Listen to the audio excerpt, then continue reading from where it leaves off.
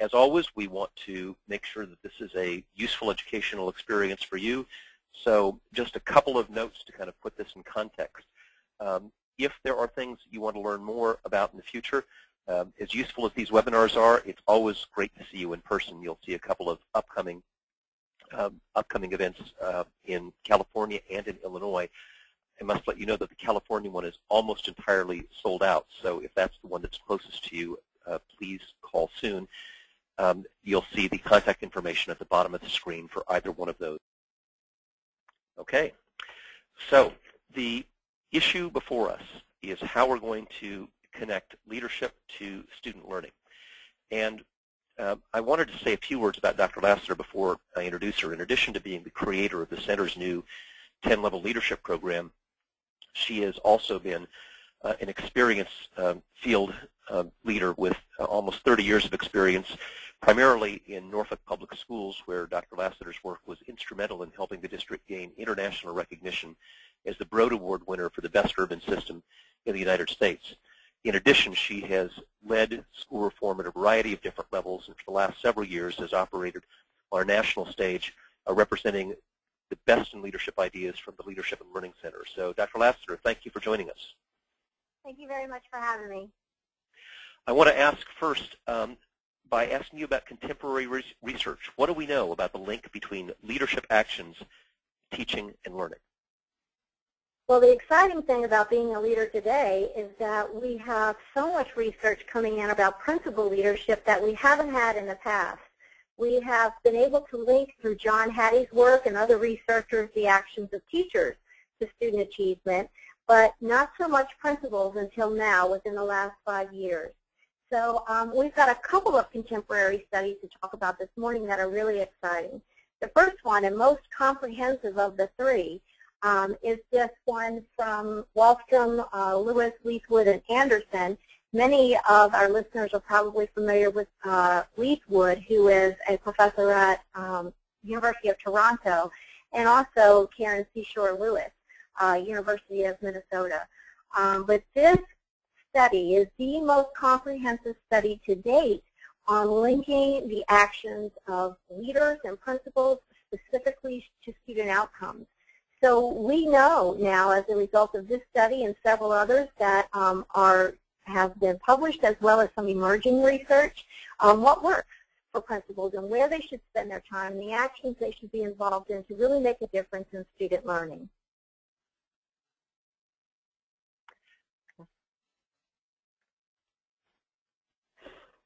In this particular research, the findings, and this study was funded by the Wallace Foundation, is that there are two specific areas that principals can focus their time when it comes to instructional leadership. That would be attention to the instructional climate, as well as taking instructional actions that make a difference. So in studies of high-achieving and low-achieving schools, what the researchers found is that the principals of high-achieving schools spent most of their time in developing the instructional climate, as well as involved in instructional actions. They participated in 4 major categories of actions that really did make a difference in the instructional program, not only for students, but most definitely for teachers. So the 4 areas are listed on the screen here. And I cannot underscore enough the first area listed, which is developing people. We have this research, as well as other research and emerging research now from the National Bureau of Economic Research about the impact that principals have on the development of teachers, which directly spills over into the quality of instruction that students receive. Of course, the setting directions, that is a shared vision and mission around instructional quality.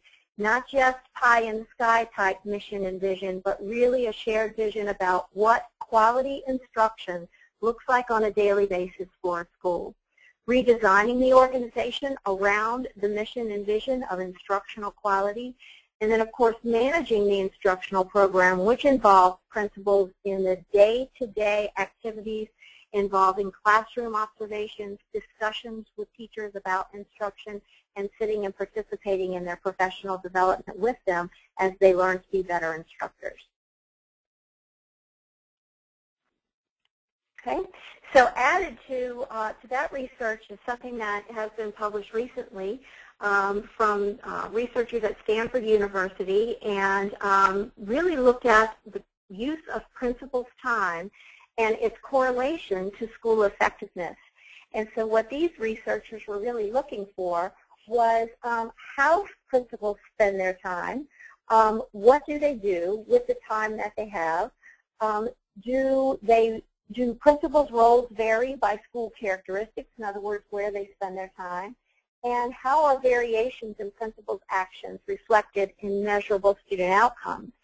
And this study was done specifically in Miami-Dade, Florida, using 41 principals, and these principals were followed all day long by trained researchers, and their actions were recorded every 5 minutes.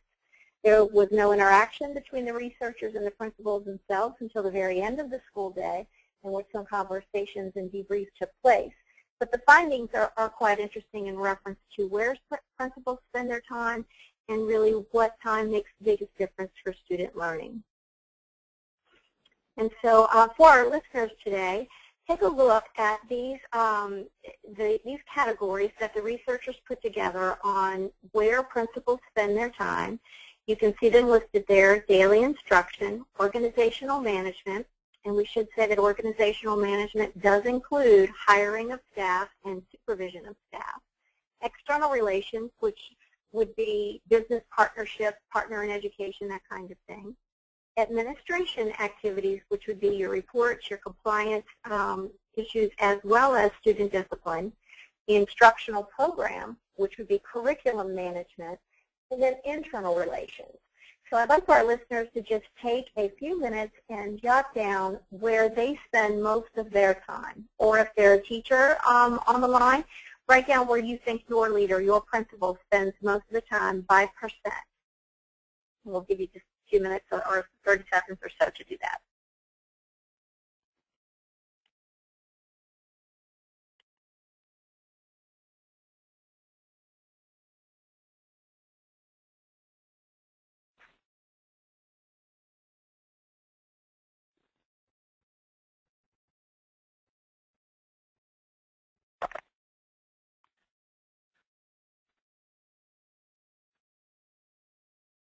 Okay, so let's take a look at what the responses were actually recorded in the study. Okay, so you have your percentages written down, and see how they compare with this particular study. And then we'll talk about the implications of this information. You can see that nearly 30% of a principal's time was spent in administration type activities, including discipline as well as report and compliance management. The organizational management piece, look at that, 21%. I think the thing that's most telling, however, is how much time was spent in daily instruction as well as in the instructional program. So daily instruction being in classrooms day to day, talking with teachers about instruction, giving feedback to teachers, allowing them time for practice and returning to provide additional feedback. And then the instructional program would be participating with teachers in developing and managing the curriculum in the school. So what the findings included, as we stay on this slide, is that there was a difference between new principals and veteran principals, and that new principals spent over 34% of their time in administration, while veteran principals of 4 or more years spent only 22% of their time in administration. The correlations that they were able to draw, which are quite interesting, was that principals in schools with higher accountability scores, and so in Florida, this would be schools that were rated an A or B schools, spent more time in day-to-day instruction than schools that had lower scores. So no surprise there. And then conversely, the lower performing schools, this would be schools with a D or F rating in the state of Florida, were those that had principals who spent the most time in administrative tasks. Now, the researchers did not go deeply into why the time was spent on the things it was spent on during the research, but certainly they thought that this would be interesting information for those of us in leadership positions in schools and not just taking this study, as Doug often reminds us, not to take this study in isolation of the rest, but to look at multiple pieces of research to truly determine what actions we should be taking and what research findings we can believe. Well, and this is Doug. I might just add parenthetically how parallel this is to the research that we did at the center, published in the book Finding Your Leadership Focus, more than 2,000 schools. What happened was that the schools that most needed to be able to focus on instruction were least likely to do so. By high level of focus, we mean that they didn't have 25 or 30 fragmented programs, but focused on 6 or fewer. But only 4% of high-poverty schools and only 2% of high second language schools were able to do that. Sometimes the reason there's so much time on administration in low-performing schools isn't perverse. It's, on the contrary, everybody's trying to help you out. And part of helping you out is one new program, one new form to fill out, one new grant application to do, and that diverts principal's time away from where it needs to be in the classroom. Okay, and so this finding, again, I know Doug will probably be able to speak to this as well, but what the researchers found is that the time spent on instructional activities for principals not only affects student learning, but really, most importantly, is associated with the staff's perception of the environment in which they work, on how much value the principal puts on instructional quality, and it really impacts the teacher's satisfaction with teaching in general. Just recently, I've read a report, and I know Dr. Reeves has read it as well, as I mentioned earlier, from the National Bureau of Economic Research. And the name of the study is Estimating the Effect of Leaders on Public Sector Productivity, the Case of School Principals. Now, the researchers here are economists. They're professors of economics in various universities, and this is a working paper that has been published February 2012, so, very, very new. But what they found in their research and looking at the impact of principals and principal leadership on outcomes was that one of the most important roles a principal plays and some of the greatest impacts a principal can get is through the development and satisfaction of the teachers on the staff. And they looked at numerous variables in this study, but truly what their early conclusions are in this study is that the principal can really leverage their actions compared to effectiveness when they're working with teachers, developing teachers, making sure ineffective teachers are on their way out of the school, and really focusing on the teachers who are effective and developing their effectiveness over time. So I think Cathy, would you repeat the name of that article again for some of our listeners? Absolutely. And you know what, it's available on the web. We'll post it as well, but please repeat the name of the article. Okay, yes, it is available. I Googled it and found it quite easily. It is, the name of the paper is Estimating the Effect of Leaders, Estimating the Effect of Leaders on Public Sector Productivity, semicolon, the Case of School Principals. And this is being published by the National Bureau of Economic Research out of Cambridge, Massachusetts, and the date is February 2012. And one more question, Cathy, before we proceed. Help us understand the distinction that survey drew between instructional programs and instructional activities. Okay, do you mean the principal is actively teaching, or is the principal actively teaching, or what's the distinction there?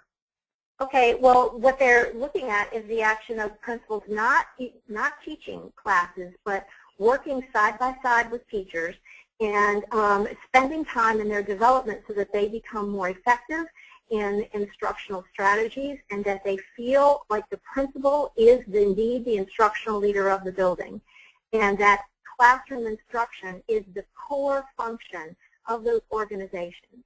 And so when a principal is able to participate, learn with, and guide and contribute to discussions around instruction, it has a very big impact on teacher retention and teachers' perception of their work environment and what's important and what's not. Thanks. Okay, our third study that we're going to talk about today is one that many of you may be familiar with, and that's the impact of leadership on student outcomes by Vivian Robinson and colleagues, as we have listed down there. Vivian Robinson has also recently published a book called Student-Centered Leadership. We'll put that up on the screen in just a minute. But all of this research is supportive of and in alignment with the two previous studies that we've mentioned, as well as what the early findings are in this paper that we just mentioned to you. So she found 5 key principal practices that can be linked to student outcomes. So let's go to the next slide. Okay, so what I'd like for you to do is take a look at these. If you are a principal or assistant principal, look at these leadership actions that a principal can take and rank them according to the level of importance or impact on student learning. So, for example, you would have 1 through 5, and you're going to put a 1 on the dimension that you feel has the greatest impact on student learning. So go ahead and rank order these for a minute, and then we'll show you what the results were.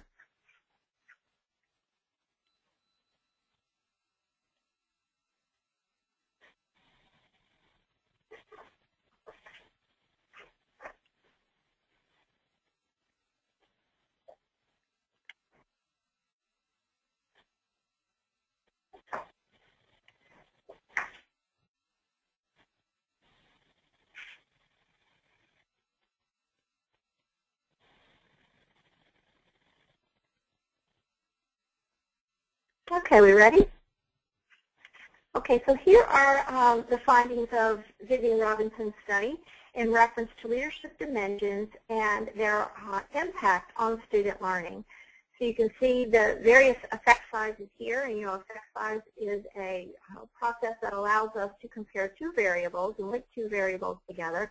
And what we have here is the 0.84 effect size for leading teacher learning and development. Supporting, again, what was found in the first study by Leafwood and Lewis, as well as being linked to the study by the economist mentioned earlier, as well as the one on principal time. So huge impact, leading teacher learning and development. Now, let's talk about this for just a minute, and if we could go to the next slide, that would be great. What does this look like, and how does a principal go about leading teacher learning and getting this kind of impact on student learning? This does not mean sitting in a data team or a teacher PLC with your BlackBerry and, checking your email and trying to keep, numerous things going while you're in the meeting. This means actual participation with teachers, not running the meeting and not necessarily telling teachers what to do, but becoming a colleague and looking at data together, discussing instructional practices together, having teachers to rely on the principal who has control over certain things that teachers do not have control over. For example, resources, scheduling, grouping of students, those types of things. And so as a participant, but also as an advisor and a guide, this particular dimension of principal leadership will have a huge impact, not only on the staff development, but then, of course, in the quality of instruction that they're able to deliver. Well, and before we proceed to the next issue, Cathy, I think one thing, these statistics can be kind of bewildering if we don't have a benchmark there. So here's a benchmark to think about. An effect size of 0.5 is about a year of learning. The effect size of student socioeconomic status is 0.49. So the reason 0.84 is a whopping big number is that it is evidence that specific things that you can do as leaders that not only have a significant impact, but literally are more than a year of learning, more than student socioeconomic status. The challenge, as Cathy has already pointed out, is that there's so much knowledge out there, it's difficult to narrow the focus. So tell us, Cathy, what are the essential areas of knowledge that strong instructional leaders must have? Okay. We have them listed on the next slide if you want to go forward there. Essential knowledge for principals. We're going to frame this through the lens of essential knowledge and essential skills. So let's look at the knowledge first. Absolutely essential that principals and assistant principals who are running a building understand in and out the standards that teachers are teaching. And that doesn't mean just a thread ring binder in the office with the standards listed. That means true deep knowledge of the expectations in these standards so that decisions about instructional quality can be made and laid against these standards. Curriculum. Many people think a set of standards, for example, the Common Core State Standards, is a curriculum. But standards are not a curriculum. They are just what they're called. They're standards. So as a district puts together a curriculum across the course of the year and lays time frames and pacing on where standards will be taught and for how long, or sometimes individual schools do that, the principal needs to know where the standards fall in the curriculum, how the standards connect from one to another across the course of a school year, and how that is going to be delivered to students. Instructional practices, very important for principals to know because the teachers look to the principal in a building as being the instructional leader. Assessment and data processes, extremely important knowledge. And then, of course, professional development. Many principals provide a combination of professional development provided by them personally, and then with qualified staff members in the building, and then, of course, calling others in to fill knowledge or skill gaps with new information that they need to know. So professional development really is a three-pronged approach for effective principals. We have a lot of resources and assistance at the center to help principals who feel like they may not be as up-to-date or competent in one or more of these areas with essential knowledge. The expectation with the Common Core Standards as well as new state principal evaluation expectations are that principals will be the instructional leader in a school. So whereas principals may be looking at this saying, wow, this is, I'm not quite up on the standards, or I'm not too strong on instructional strategies.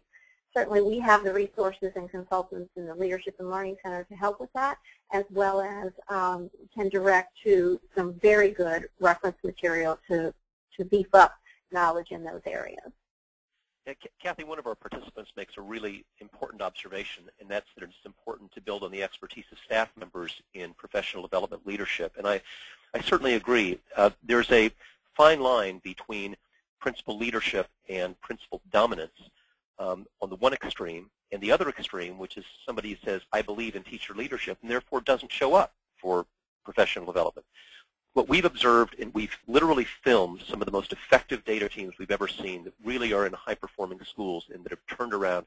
The principal is physically there. The principal is engaged, but the principal doesn't act as the expert or the primary data analyst. Principal oftentimes says very little, and when he or she does say something, it's often to ask a question, express a hypothesis, not to give the answer. So having expertise is important, but developing leadership and developing expertise among other teachers is even more important. So let's translate this into specifics. What are the details of skills that principals need to have? Okay, for the essential skills, clearly observation of instruction is going to be a very important skill for anyone desirous of being the instructional leader in their building. There are lots of different observation protocols that people use. You have people who do focused walkthroughs. You have more extended observations. There are all kind of protocols out there. And hopefully districts are providing principals with professional development and becoming a keen observer, and more importantly, taking those observations to the next step or the next level, which is turning them into meaningful feedback for growth for teachers. Our lens, anytime we go into a classroom to observe instruction, should be through the lens of growth and development for teachers.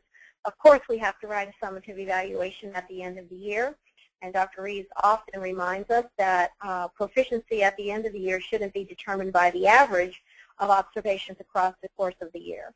That our early observations with teachers, and I would say also with principal evaluations, should be about growth and determining specific areas of need for an individual, giving them feedback, time for practice, and additional feedback, before any type of summative evaluation is made on the skills or competence of a person in the classroom. So I think when we go into classrooms, rather than going in to be in compliance with the district's requirements of how many observations you have to make for a teacher who is on summative evaluation, that we go in with the idea that we're going in to discuss instruction, to give feedback, to contribute to the growth of the teacher in the classroom, and to continually do that across the course of the year. Monitoring is something that then we move into when we are learning something new, whether it's a strategy of higher order thinking skills, or whether it is teacher feedback to students, or any number of strategies or programs that we're implementing in our classrooms.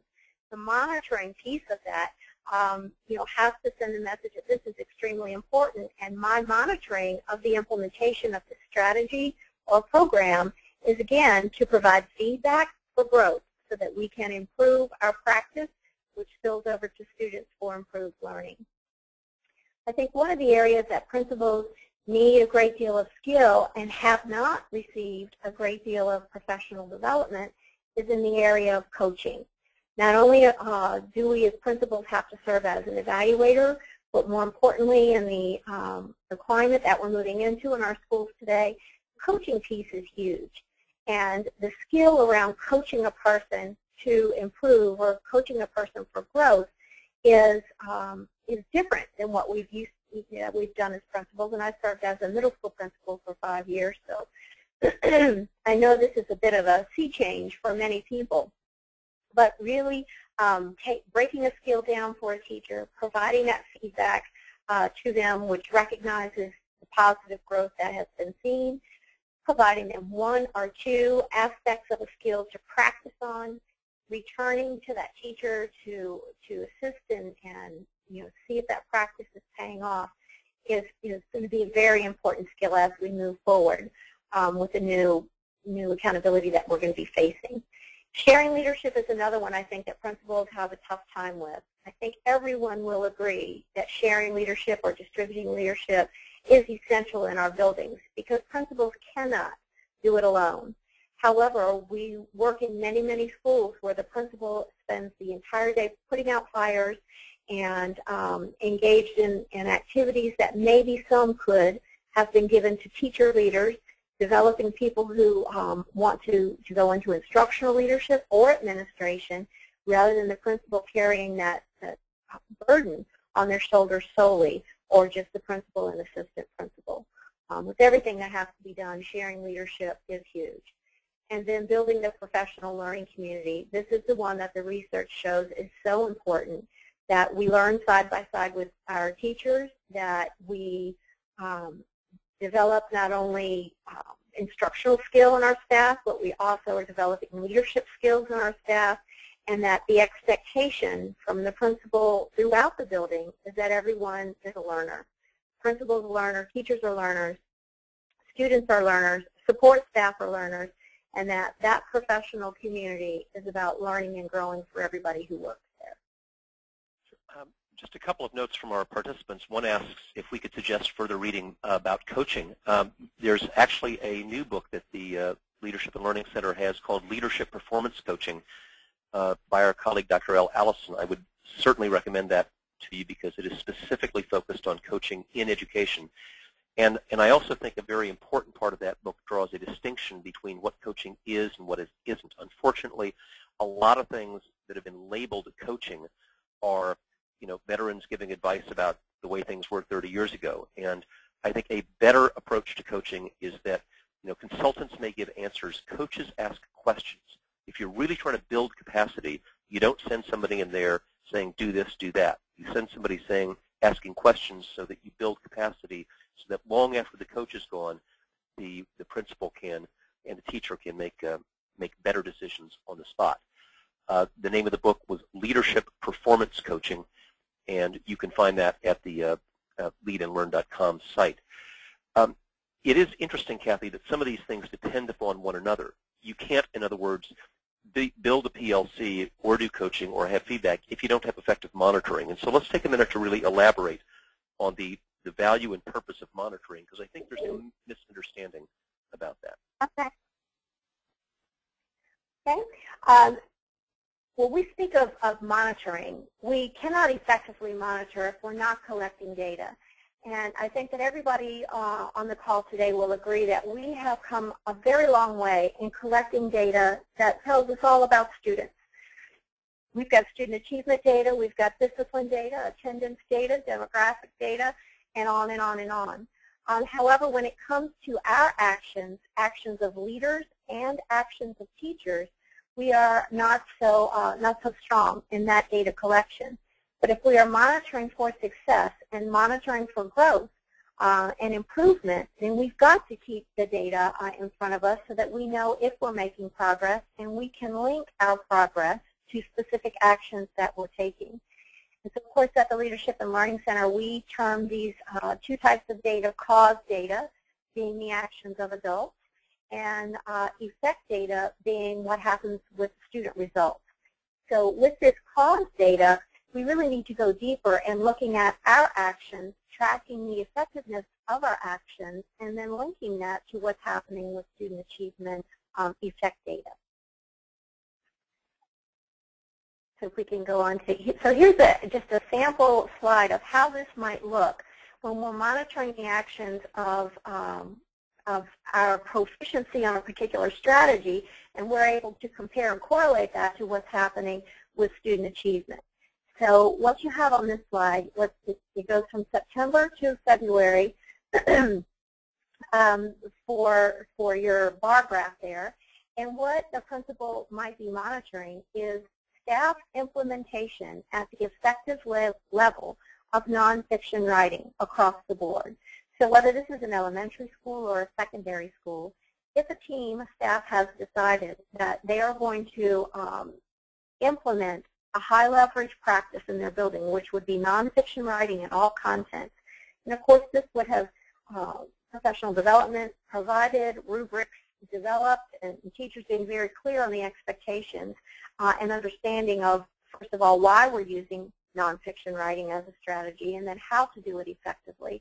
The principal will go in and monitor the percent of teachers who are highly effective or effective in the implementation of nonfiction writing in their classrooms. This information can come from direct classroom observations, from the examination of student work, from looking at attending data team meetings and talking with teachers, but that the school has a really good idea of the percentage of proficiency of teachers who are proficient at implementation of nonfiction writing. Well, all of that's well and good, but it has to be correlated to what's happening with student achievement. So then we're looking at our formative assessment results across the month. We might be looking at quarterly benchmark assessments for students. There's a number of ways that we could collect data on students that would be the effect data on how students are doing, and is our strategy having the desired effect that we intended it would when we went down this path. So we're looking at writing not only as an impact in English language arts, which you see a graph indicating student proficiency in reading, but we would also look at student proficiency in other content, such as mathematics, social studies, or science, and make a determination as a team, is this strategy given us the benefit we anticipated it would, and as we are becoming more proficient at nonfiction writing, are the students becoming more proficient in their core content classes? And so this is really just sort of an illustration of why cause data is so important when we're looking at what we do as compared to what the students are doing. And this next graph, and this is just, again, another illustration, we would be looking at monitoring the actions of leaders. So in the past slide, it was monitoring the actions and proficiency of teachers. Let's look at what a graph might look like for leadership. So across the x-axis, you see we have grades 6, 7, and 8, and attendance data teams. So these are all content data teams at the grade level. And then there's another data team designed specifically to address attendance for the school.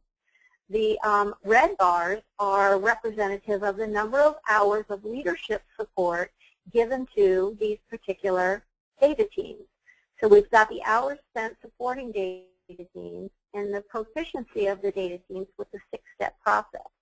So as leaders, this would be principal, assistant principals, instructional coaches, grade level chairs, department chairs, whoever is considered on the leadership team at that school, looking at the amount of time spent with a particular team and their level of proficiency with the 6-step data team process, to sort of hold ourselves accountable as to where we're spending our time and is our time paying off with improved proficiency of team.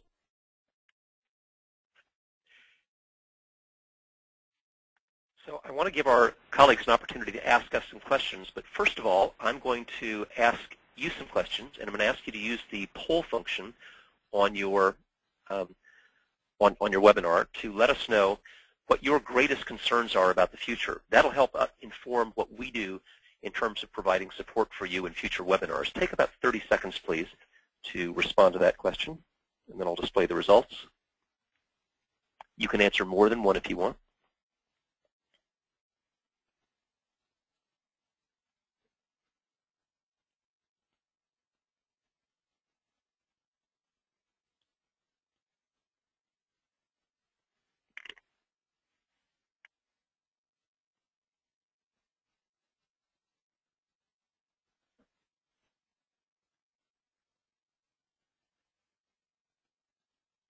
In about 10 more seconds.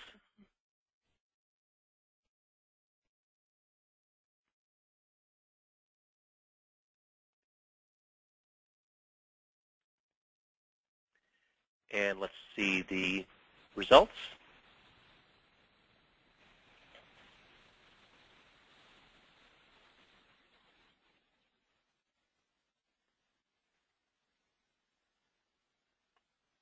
There we go. So it's pretty interesting that although we know that data analysis is important, a significant majority of our participants today, hundreds of them, say using data to change teaching and leadership is going to be a key issue for them to develop. Bear with me, and I'll just ask you one additional question, if you don't mind.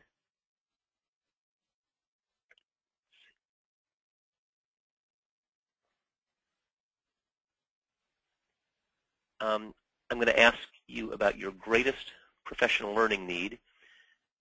And again, this will help us plan to serve you better. Take about 30 seconds. You can check one or more of those if you'd like.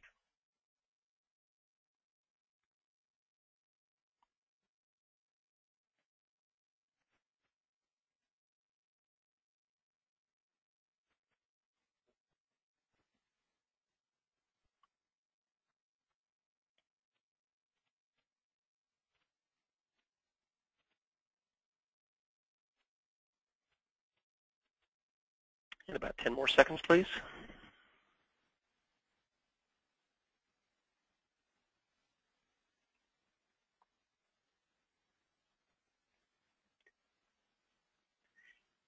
And we'll share these results. It's pretty interesting that today's discussion on effective monitoring and supervision turns out to be a very hot topic, closely followed by closing achievement gaps, classroom assessment. We'll make sure that we take your advice and address these in the future. So what I'd like to do now is to give you the opportunity to ask questions, and I'll moderate those. You can use the question function on your webinar to let us know what it is that you'd like to be able to inquire about. Let's hear the first one, Cathy. How does leadership promote formative assessment in the classroom? Okay, well, I would think that leaders who promote formative assessment in the classroom will have a very clear vision of why teachers are using formative assessment. And of course, that is for us to save instructional time and to spend our limited instructional time on things that matter most for students. We cannot continue, and most schools that I visit very often are using formative assessments, but there are some who are still relying on summative assessments only to tell them how students are progressing. And with the coming of the Common Core state standards, as well as states who are adding 15% to those, it's absolutely critical that we have a very good feel on a weekly basis on how students are mastering the content of which we're involved, what content can we spend less time on, what content do we really need to dig deeply in. And so as a leader, it's important to help teachers see and understand the value of formative assessments in saving time, saving instructional time, and really understanding where students are in their learning and where they need to go as an instructor. I think one more thing before we go on to the next one in reference to formative assessments is that many teachers in particular think that formative assessment is just another form of testing and that we test too much, test.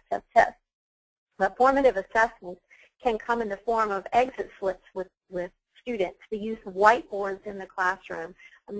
Teachers assess every minute of every classroom that they're in. And so we have to show them that this is not so much a change in your practice. We already use formative assessment, but we're going to use the data in a different way now to really start to track student performance in a more specific way as a team. Here's a really challenging question, and that is, with all the new emphasis on teacher evaluation, what's the research that supports various models, such as that by Kim Marshall or Charlotte Danielson? I'll take a swing at that.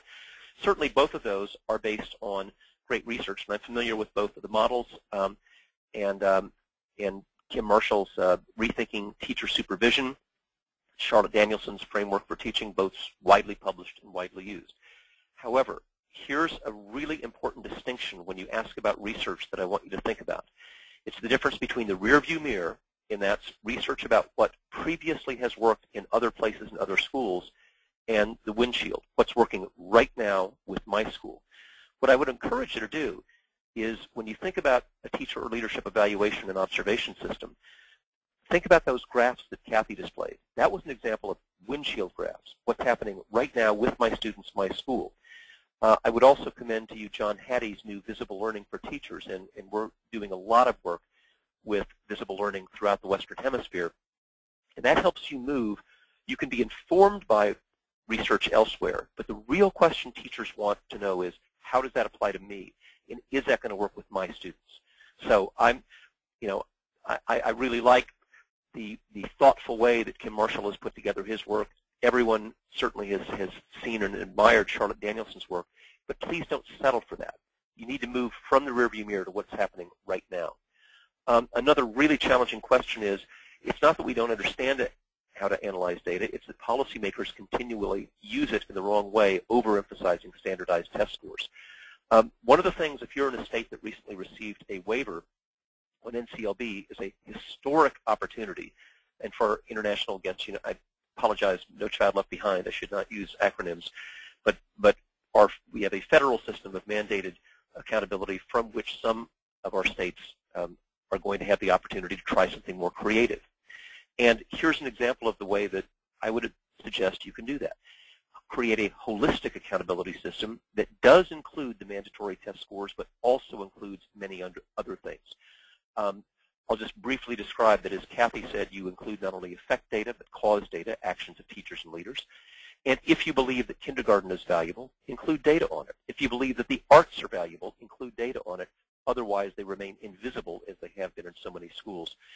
For more information on that, see the book Accountability in Action that describes a process for creating such an accountability system. Several people have asked about, will we publish a reference list? I think that's a great idea, and we will publish on our website along with this a list of the articles that Cathy referred to.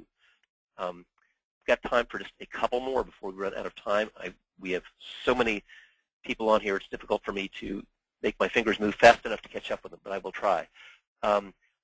Says, having 87% second language learners in the building creates a big achievement gap. What suggestion would you offer to train teachers to reach that kind of population and close the gap? I'm going to start, and then Cathy, I'd like you to jump in as well. Okay. It's just two observations. Number one, first of all, we have to be very precise in our language. Is it really a language gap?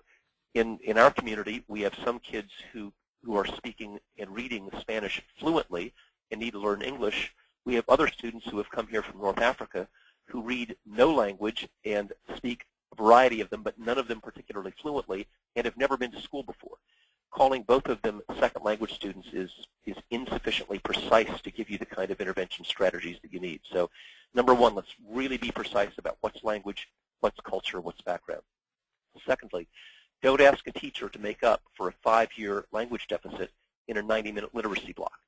And don't pull somebody out of literacy and think that we're getting extra literacy that way.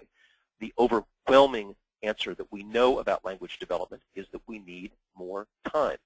And it is not disrespectful of other disciplines to spend 3, 4, 5 hours a day on language acquisition. If I were going to ask you to learn Mandarin in the next couple of years, you'd spend more than 90 minutes a day on it as well.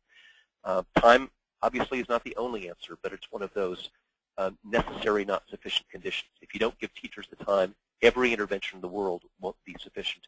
And do make sure that we individualize this as our language and culture differences are growing more vast by the day. Anything to add on language, Cathy?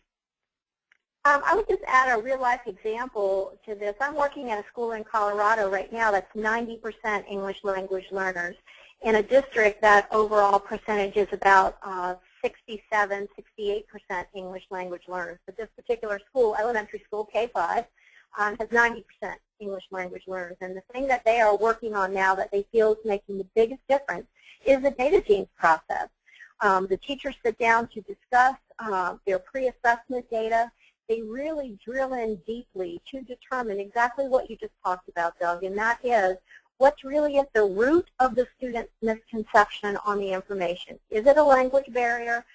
Is it something else? And they are really able to draw some inferences and get to the root of the misconception and then discuss instructional practices that they know will be effective, through research and through personal experience, and sometimes they're wrong, actually, and then they come back to the table and they make corrections based on what they're doing. But I think one of the most powerful things I've seen this particular school do across the board is post student achievement results in a room where the teachers have their meetings. They have a 3x5 card with each student's picture. They have their language acquisition level down in the corner of the 3x5 card. And on their assessments, they use colored paper clips to indicate levels of proficiency on their formative assessments. So a red paper clip indicates that they're intensive, they were really far from the goal. A yellow paper clip indicates they still have far to go, but they could fit with additional instruction. A green paper clip indicates very close to proficiency, and a blue paper clip indicates proficiency. So it's amazing when you could look on the wall and see the entire grade level with these cards with pictures of students on them, and it really does impact the effectiveness of the data team with the children who, the caller questions, 87% ELL, this school being 90%. I would say that's the most impactful thing I've seen them do here very recently. That's a really interesting segue into the next question, which is all about iPad apps for leadership and teacher observation. Because, of course, what Cathy just described was relatively low-tech, and what I want to affirm for those of you who kind of are drowning in some technology, some of the best data analyses I've seen that really lead, and by best I don't mean the fanciest, I mean they lead to better teaching decisions and leadership decisions, are what Cathy just described. So I'm going to tell you about technology in a minute, but let us not look down our noses at clear, easy to understand, constructivist in the true sense of the word, charts and graphs that lead to better decisions. That said, just your timing is great on the iPad question. On Friday, we concluded an agreement that will allow you to have iPad-based observations of both teaching practice and leadership practice. And best of all, just as Cathy suggested, you can then download those into a spreadsheet, and so you can link, you can say to what extent are trends in this teaching or leadership practice related to student learning. We know that that'll save paper, that will save time, and we've concluded an agreement to do that. So I can tell you more about that offline. Here is a question about how do you foster a professional learning community on campus that has historically used a different model where teachers resist stepping up. I think you've got to make it safe to express hypotheses. And this is where teacher leadership really comes in. In a study that I did that included both new and veteran teachers, you're right. If there's a history of people not stepping up because they're afraid it's showing off or they're afraid that they might make a mistake, it is enormously valuable to have veteran teachers who are very much respected as experts be willing to demonstrate the following. Here's a new thing that I tried. I thought about this in a new way, different than I did 20 years ago, and here's what worked. And maybe for another veteran to say, and here's something that I tried and that I've been doing, but you know what, it's not working, and therefore I'm going to change my practice. To have your colleagues talk about both successes and things that didn't work really demonstrates an extraordinary level of professionalism that other people will mimic. And part of what I learned in the study that I did is that what is most likely to change teacher practice is the direct modeling of other teachers. So engage your colleagues to do that sort of demonstration and make it easy, as Cathy's charts indicated, not a doctoral dissertation. Make it something where you can show, here's what I tried, here was the challenge, here were the results. We have provided the staff with professional development in math based on overall school data, but we still do not see the staff transferring that to learning strategies. How do we get them to do this? Hey, what a thoughtful question. And Cathy, I'd like you to address this, but let me just say, too often, what I hear called a teaching strategy is this kind of vague amalgam of stuff, when what a teacher needs is a clear, measurable, observable strategy. Let me illustrate with an example. If what I really want is to give feedback that is accurate, timely, clear, specific, then my observation needs to be, in the course of the next 10 minutes, what percentage of kids got feedback?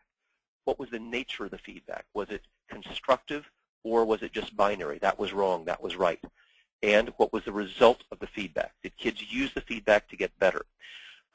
John Hattie refers to this as deliberate practice. You're not talking about changing 8 different things about your teaching. You're talking about focusing on one thing and measurably getting it better and better and better. You can also measure timeliness of feedback. Those are the sort of things that I think a lot of things that I call teaching strategies are too vague, and it's no wonder teachers will nod their head but then implement them in a variety of different ways. Cathy, anything to add to that one? I would just echo what you said, Doug, in reference to the specificity of instructional strategies and really recognizing and calling out the fact that there is a learning curve for a lot of teachers. And it doesn't matter if it's a 20-year veteran or a first-year teacher. A new strategy is a new strategy. And we have to encourage people to try new things, to hypothesize about their effectiveness, and then to give them specific, consistent, quality feedback and allow them to go back and adjust and practice and do it again and try it again under the umbrella and in a culture which values learning and values growing. I think a lot of times our veteran teachers don't fear change as much as they fear the loss of competence. And I need to know it's safe to take a risk, to go out on a limb, to try a new strategy and open myself to feedback without feeling as though I've lost competence at my job after being in the classroom for 15 years. We have time for just a couple of more. One says that the fundamental issue remains that of time constraints, and I'd like some suggestions on creative use of time within the boundaries of a school district. I think that is precisely the point. Time is a zero-sum game. We can't invent any more of it, and most districts can't pay people for more of it right now. So therefore, we're operating within the time that we have. I'll just mention, though, 2 things that I've seen, and that is, number 1, administrators critically evaluating the meetings that they already have. And when I see something called a PLC meeting, but it's got 12 different things crammed into it, none of which are being done really well, that's not a PLC. That's just a label. And there remain vastly too many administrative meetings at both the district and the building level that are not really purposed for a meeting. If the purpose is transmission of information, the delivery of a message, you don't need a meeting for that. And so critically evaluating the meetings you already have is the first place to start, and critically evaluating other things like announcements are another good way. That said, I've also seen very effective collaborative occurrences between unions and administrations to bank time, that is, add 10 minutes to a day for 9 days, and then you've got 90 minutes that can lead to an early dismissal. I think there are plenty of, but your suggestion is well taken. We'll do that for a future meeting. And the final question has to do with some of this sounds like it will work in an elementary school, but not in a high school. But Cathy, you've worked in middle and high schools and seen this work. Do you want to address that? Absolutely. I will say I recognize up front that the structures are very different for secondary schools as opposed to elementary schools. But we've got, working with schools all across the country, various sizes and demographics that are finding time and ways to effectively do this work. I would say that the distribution of leadership is even more effective in a secondary school than elementary, because typically a secondary school will have department chairs and deans and people like that in the building. I think that secondary principals really need to look at what they're spending their time on, and maybe even do a time audit where we're listing, how much time did you spend on discipline, on monitoring the fire drill log and the lockdown log and athletics and all of these other things, and then identify people on your staff who Susan Moore Johnson at Harvard calls second stage teachers. These are teachers between 4 and 10 years experience who are looking for additional challenges, and who, if called in by the principal and told, Mary, I see something really special in you, I see leadership qualities, these are the kinds of things that I've been involved in as a principal, and I'm wondering if you might be interested in sharing the responsibility with me in doing some of these things. Of course, different districts are going to have different constraints on what can and cannot be done by teacher leaders, by deans and department chairs. However, that's just one, because I know we're running out of time, one way to create some time and opportunity for secondary schools to get involved in this kind of work. And I will also say that there's more. I've just published a book, The Secrets and Simple Truths of High-Performing School Cultures, which has a number of high school examples in there about how to make this work happen on the secondary level. And we have a couple of colleagues, Lyle Gates and David Nagel, who just published, or who just presented a high school success summit, had great feedback on that. And we've also documented in very large urban high schools, and I mean like 4,000 plus kids, how they have dramatically reduced failure rate with some of these collaborative techniques. So the logistics are more complex, I grant that, but by no means impossible. Well, I just want to thank the hundreds of people who participated today. This is a great attendance. You'll be able to get both the video and the audio, as well as the handouts, on our website at leadandlearn.com. You're most welcome to correspond with us directly, and we'd be very, very happy to continue to see you again in the future. There are the emails and contact information for both of us. Thanks, everybody, and have a great rest of the day. Cathy, thank you so much for your contributions. Thank you so much for having me.